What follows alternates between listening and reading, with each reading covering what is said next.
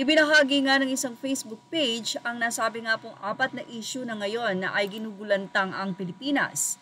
Isa na rito ay ang Catch Me If You Can na sila Kibuloy at Alice Go na ngayon ay pinaghahanap ng otoridad dahil na rin sa paglabag nila sa batas dito sa Pilipinas at dapat nga silang magbayad sa hustisya na meron dito sa ating bansa.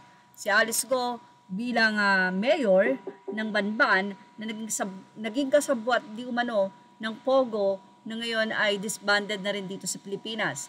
Habang ito naman si Pastor Kibuloy ay patong-patong din ang ikinaso at ilan dito ay ang human trafficking. Samantala, isa naman dito ang pinag-uusapan until now ay sobrang controversial din ay itong si Sandro Mulak matapos nitong ilahad sa social media sa kanyang Instagram ang naranasan sa nasabi nga pong executive ng GMA or independent contractor na kung saan ay minulesya nga ang nasabing aktor.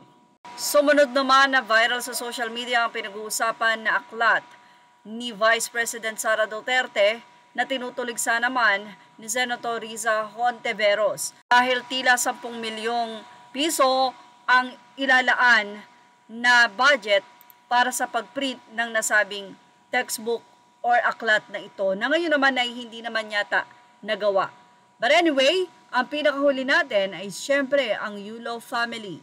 Habang nasa Paris at nakikipagkompetensya ang nasabi nga pong sports athletes and gold medalist, double gold medalist na si Carlos Yulo ay nagpa-interview naman ang kanyang ina dito sa Pilipinas kung saan inilahad nito ang issue sa anak about sa pera.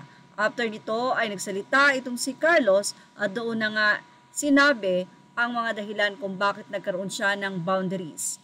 Pinakadulo ay ang pag-ayaw nitong si Angelica Yulo sa girlfriend na si Chloe San Jose.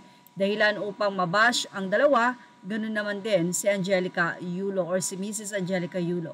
Well, hati nga ang opinion ng mga netizen pero mukhang sa survey nakikita natin na 90% or 70% nasa side ng nanay niya habang 40% naman ang nasa side ni Carlos at ni Chloe dahil ang Pilipino nga ay mapagmahal sa pamilya. Well, ano po masasabi niyo about dito? Ilagay na ang inyong opinion sa ating comment section. Images are all credit to the rightful owners. Thank you for watching Showbiz Now.